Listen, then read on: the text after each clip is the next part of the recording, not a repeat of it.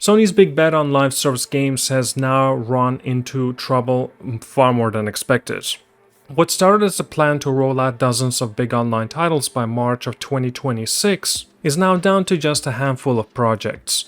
With high-profile studios closing, top executives walking away, and more delays than anyone can count. For gamers who've been following this from the start, the story, well, it's just been quite frustrating. I want to take a look at what's basically happening, what's still coming, and why Sony's road to building lasting online hits might need a hard reset. Everyone remembers the initial announcement that there will be quite a heavy investment into new studios and beloved franchises to create persistent online worlds for the live service ahead. The idea was to capture the kind of an ongoing player engagement that makes games like Fortnite, Destiny 2, and Apex Legends so profitable. By mid of 2024 though, Sony quietly cut its own target from 12 live service games to 6. That was the first sign the road ahead would be quite rocky. Things really took a turn when Jade Raymond left Haven Studios just there recently. If you've been around the industry for a while, Raymond's name carries weight. She helped create Assassin's Creed, guided Watch Dogs at Ubisoft, oversaw Star Wars project at the EA Motive, and even held an executive role at Google Stadia. In 2021, she founded Haven, and Sony bought the studio in 2022 to work on Fair Games. An extraction style is sort of a shooter where you drop into the zone, gather loot, and try to get it out alive. But after an external playtests a few weeks ago, word leaked that the feedback was underwhelming. Not long after, Bloomberg reported that Jade Raymond has quietly left Haven. Sony didn't offer a reason, but the timing spoke volumes. If your lead developer walks away right after poor test scores, something is seriously off track. Fair Games was supposed to launch in fall of 2025. Now it's pushed back to spring of 2026. A 6 months delay may not sound like much on paper, but in a live service world, it can be quite devastating. Service frameworks, social features, marketing plans, and post-launch roadmaps all hinge on set release window. Pushing Fair Games into the same season that most people expect Grand Theft Auto 6 is a rough spot to be in. Adding to the awkwardness, the game's original name was, well, Fair Games with a $sign. The studio later dropped that $sign, and it looks like they also maybe toned down the tongue-in-cheek style, probably because it didn't land well with the early testers. If Fair Games felt like a punch to the gut, the cancellations that followed just piled on. In the last year, Sony's pulled the plug on multiple of major projects.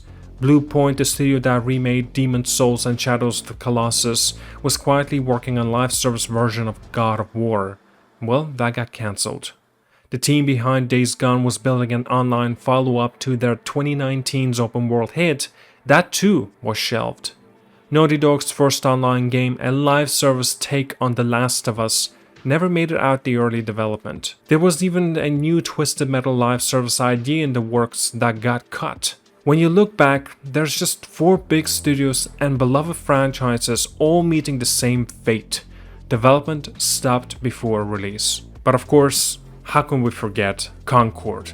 Even though it did release, but 2 weeks later, well, that got completely shut down. By now, the only live service projects Sony still talks about are Marathon, Horizon Online, an unnamed zombie co-op shooter from Jason Blundell's new studio, and a mobile brawler called Gummy Bear of some sort. Marathon is a new extraction shooter from Bungie, the team behind Halo and Destiny. They ran a closed alpha test and had a September 2025 date to release Marathon. People are already whispering it'll slide again. Extraction shooters are just a tough sell these days. There are too many options, so Marathon needs a strong twist to stand out beyond the Bungie's name. Horizon Online is the multiplayer spin-off of the Horizon franchise from Guerrilla Games. You'll team up with friends to hunt giant machines, quite in a style similar to Monster Hunter. That concept, well, does sound solid.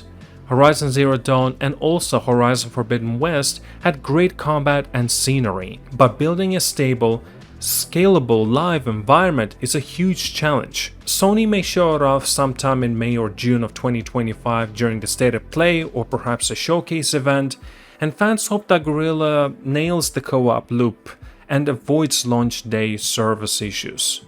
But there's no guarantee.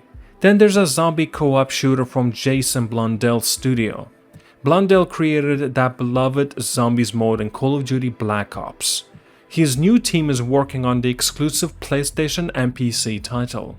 It has the potential, since the veteran devs tend to know the ropes, but starting a live service from scratch is no joke.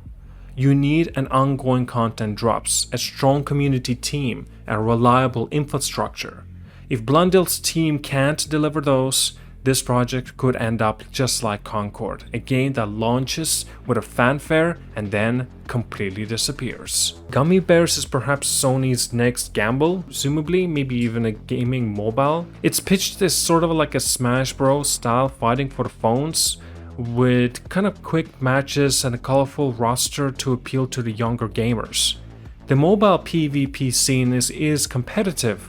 Nintendo's Smash series has a tight niche on consoles, and the mobile copycats flood the market.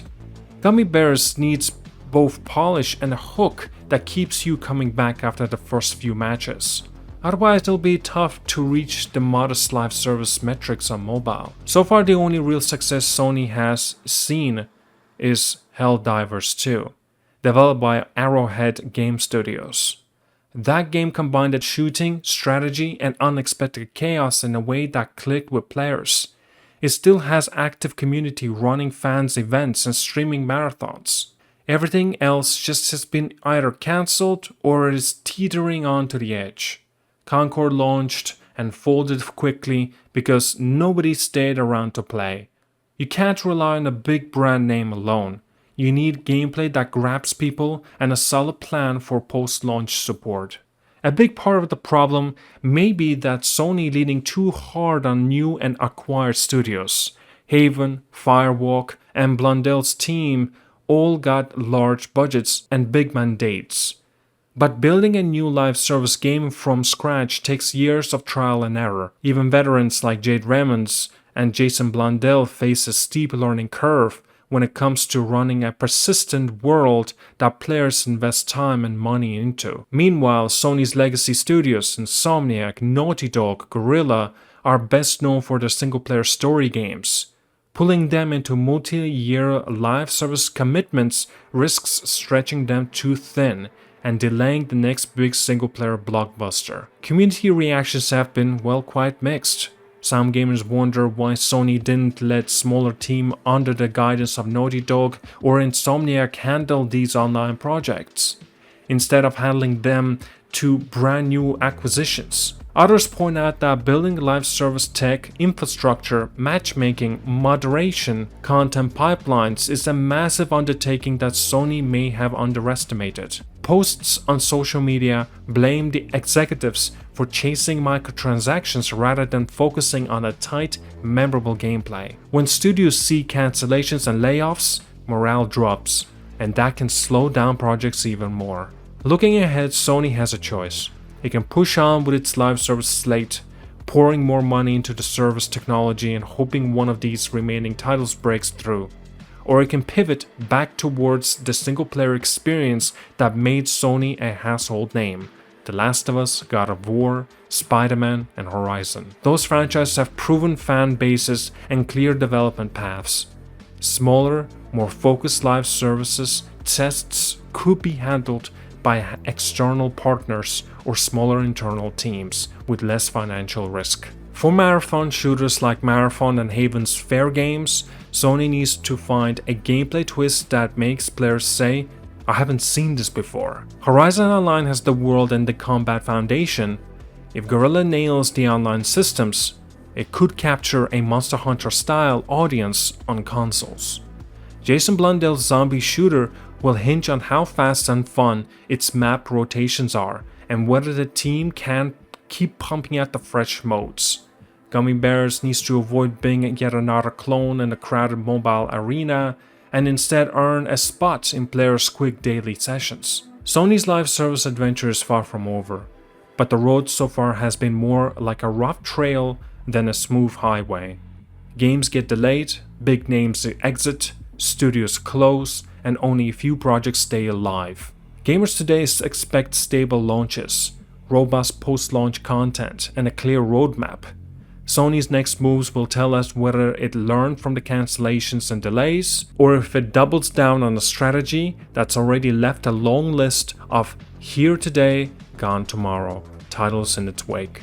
For now, we're all wanting to see if Marathon, Horizon Online, and that zombie shooter or Gummy Bears can prove that Sony still knows how to build live worlds people want to stick around for. And at that, thank you so much for watching. Like and subscribe. I'll see you guys all, and have a wonderful day.